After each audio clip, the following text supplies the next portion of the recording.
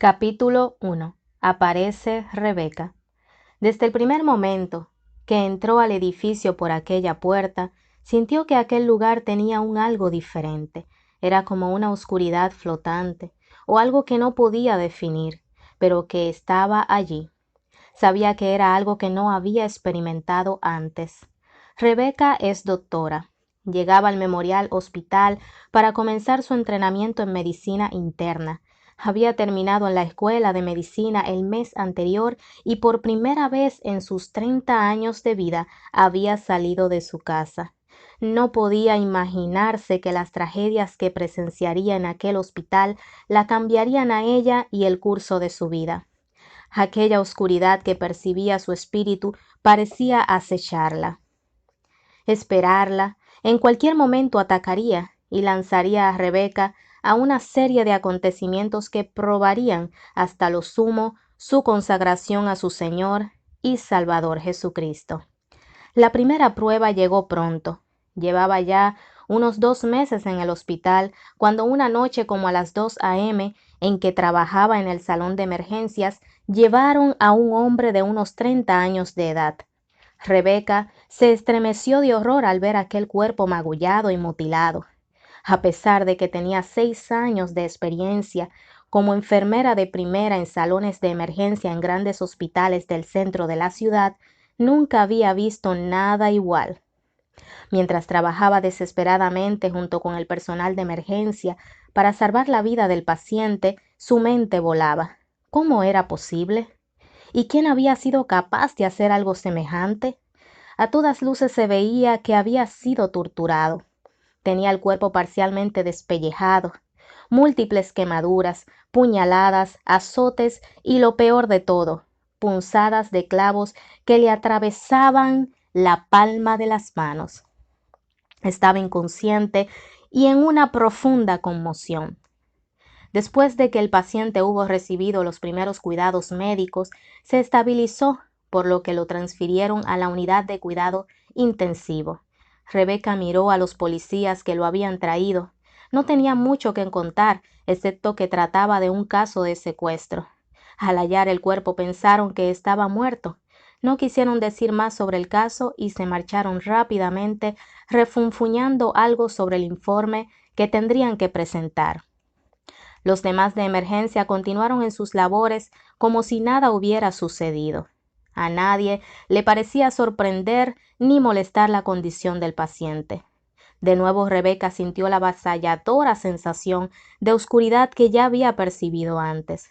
Sentía muy intrigada y preocupada, pero no tardó en dejarse llevar de nuevo por la presión del trabajo. Nada de lo que había vivido hasta ese momento podía haberle sugerido siquiera la conmoción que le produciría el testimonio de aquel hombre, que no era otra cosa que un joven pastor. Tampoco sabía que el siguiente golpe lo recibiría uno de los pacientes a quien ella más apreciaba. Pero antes de seguir, veamos cómo el Señor había preparado a Rebeca para todo lo que tendría que enfrentar. Había tenido el gran privilegio y bendición de nacer en el hogar de unos fieles cristianos que oraban a diario por ella. Había aceptado a Jesús como Salvador a muy temprana edad, pero no sabía nada de lo que era caminar con Él. Se había criado en un estricto y estrecho grupo religioso que no le había permitido entablar amistad ni interactuar con personas de fuera del mismo. Pero extrañamente siempre se había sentido rechazada por el grupo hasta el punto que nunca se sintió parte de él. Había sufrido burlas y escarnio en la escuela y dentro del grupo religioso. Había crecido con una profunda sensación de soledad. Además había sido enfermiza y la niñez la había pasado entre la casa y el hospital.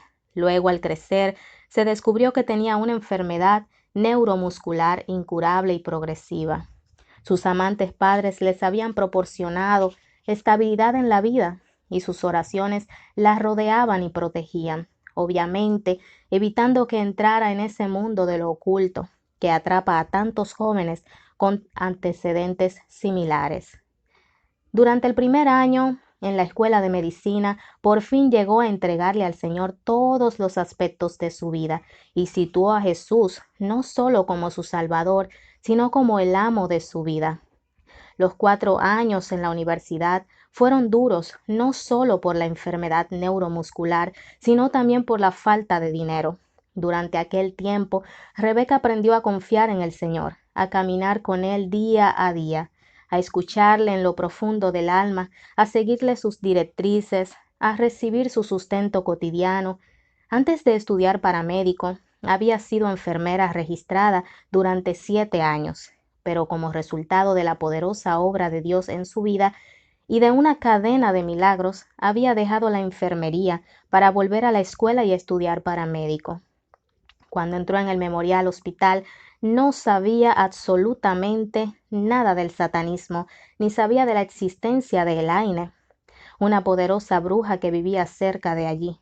Jamás pensó que su caminar con Cristo en aquel hospital iba a causar tanta conmoción en el mundo espiritual que las fuerzas de las tinieblas llegarían a escolarizarse de tal manera que buscarían su muerte.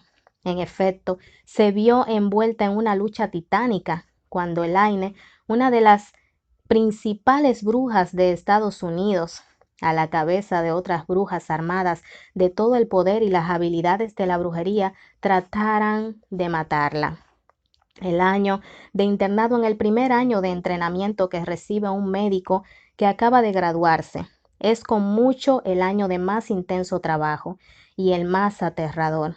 Para Rebeca, en el memorial no fue diferente que para los demás, excepto estaba constantemente consciente de que había algo extraño, pero indefinible, en cuanto de que había aquel hospital.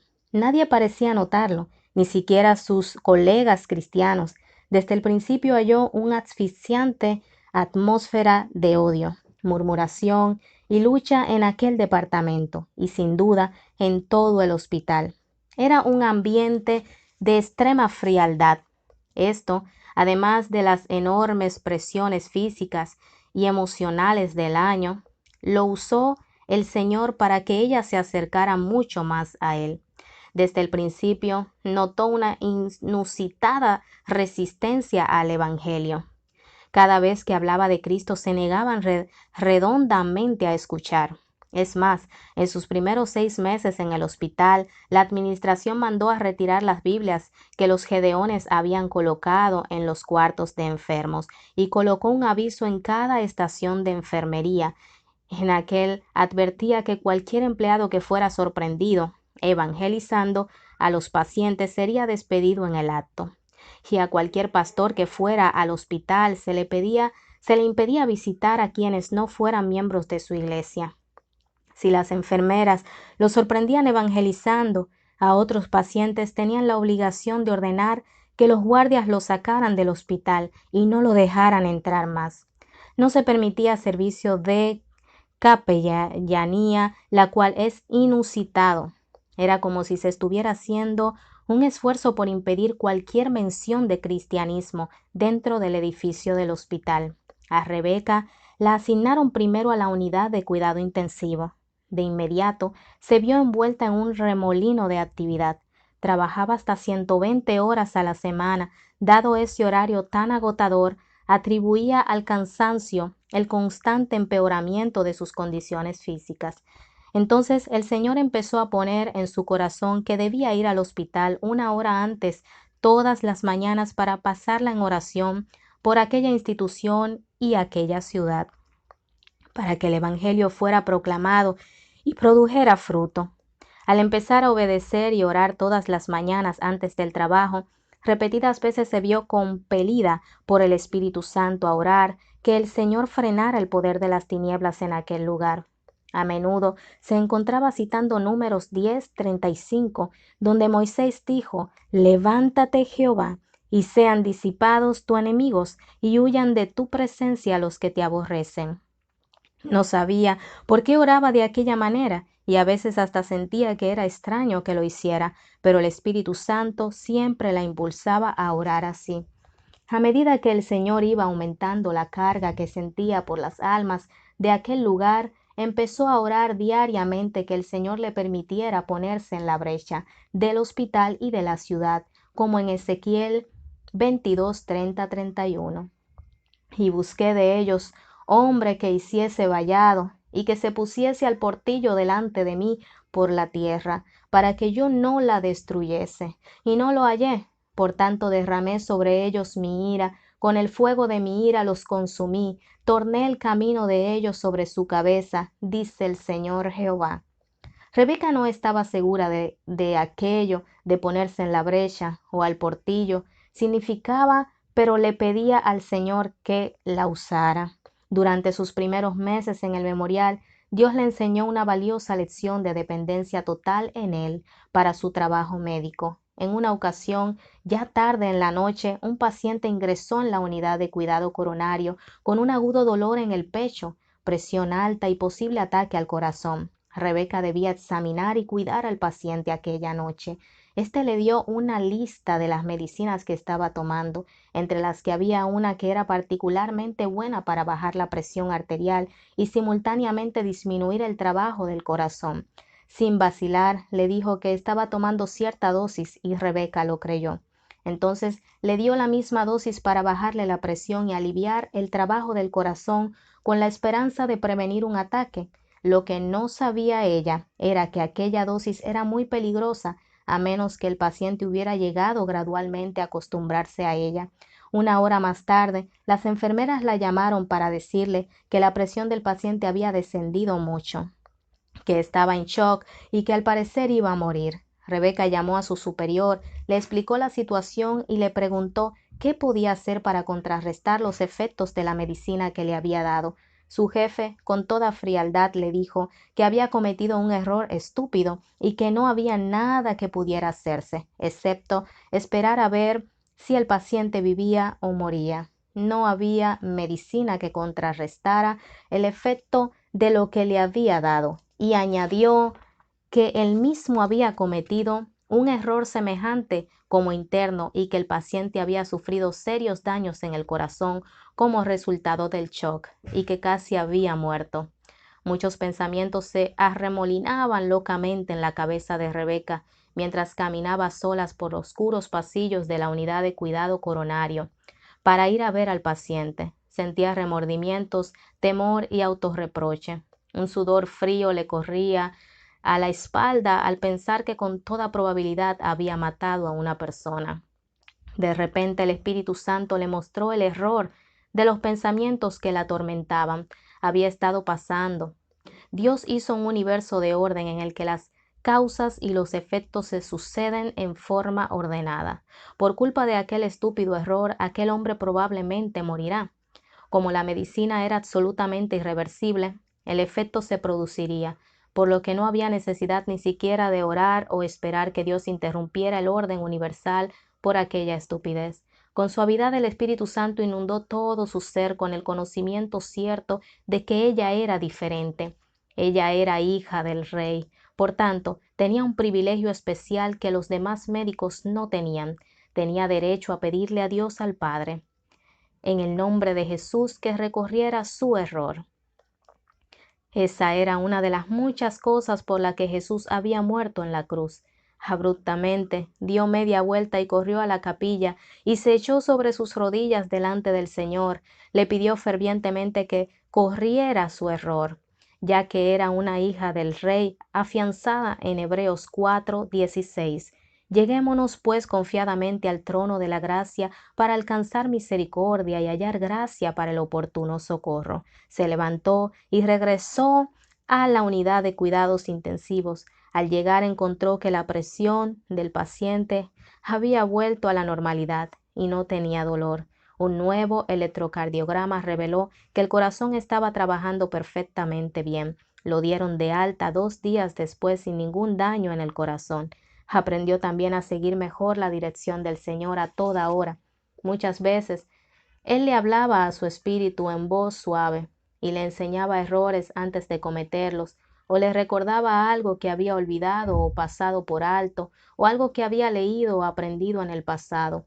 Aprendió a ayunar y a orar que el Señor le revelara el diagnóstico en casos difíciles.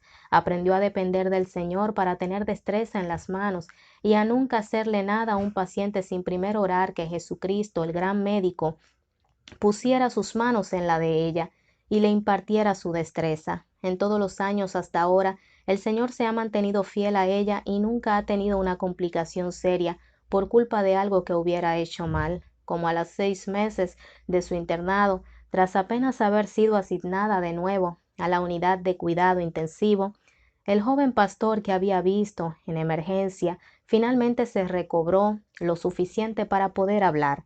Rebeca había estado bien al tanto de su estado y constantemente había orado por él. El Señor frecuentemente la impulsaba a ir a su cuarto y conversarle. Un día él le contó lo que de veras le había sucedido y había provocado su ingreso al hospital.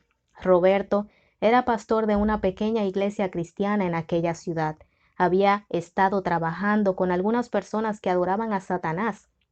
En un pueblo cercano había una comunidad satánica muy grande y el satanismo andaba rampante por aquel estado. Siguiendo la dirección del Señor, había estado ganando para Cristo a un buen número de aquellas personas. Había dejado de servir a Satanás y habían aceptado a Jesucristo como Señor y Salvador.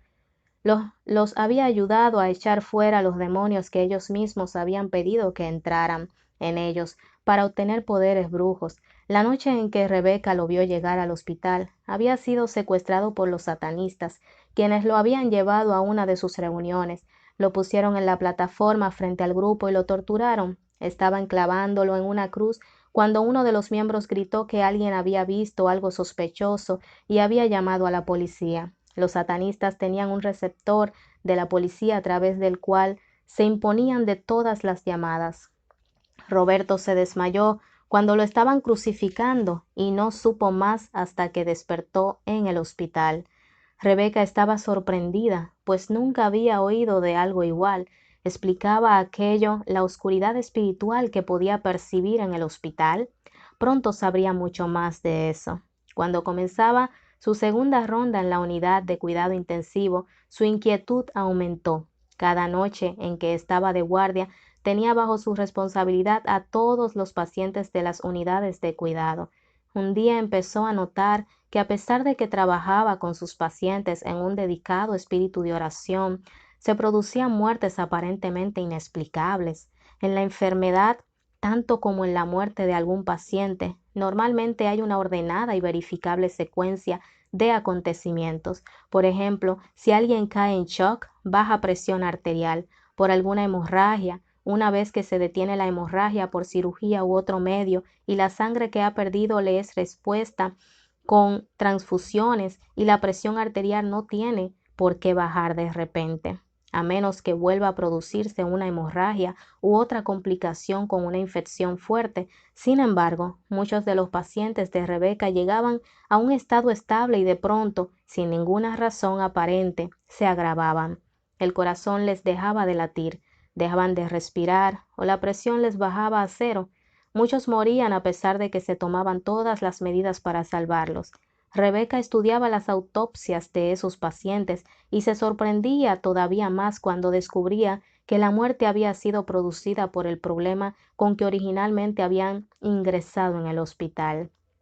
Otra cosa que le preocupaba era que la frecuencia y la manera en que se producía lo que los médicos llaman psicosis aguda, cuando un paciente pasa por la tensión de soportar una seria enfermedad, lo colocan en unidad de cuidado intensivo por varios días, donde la luz está encendida las 24 horas, los monitores están funcionando y no hay ventanas.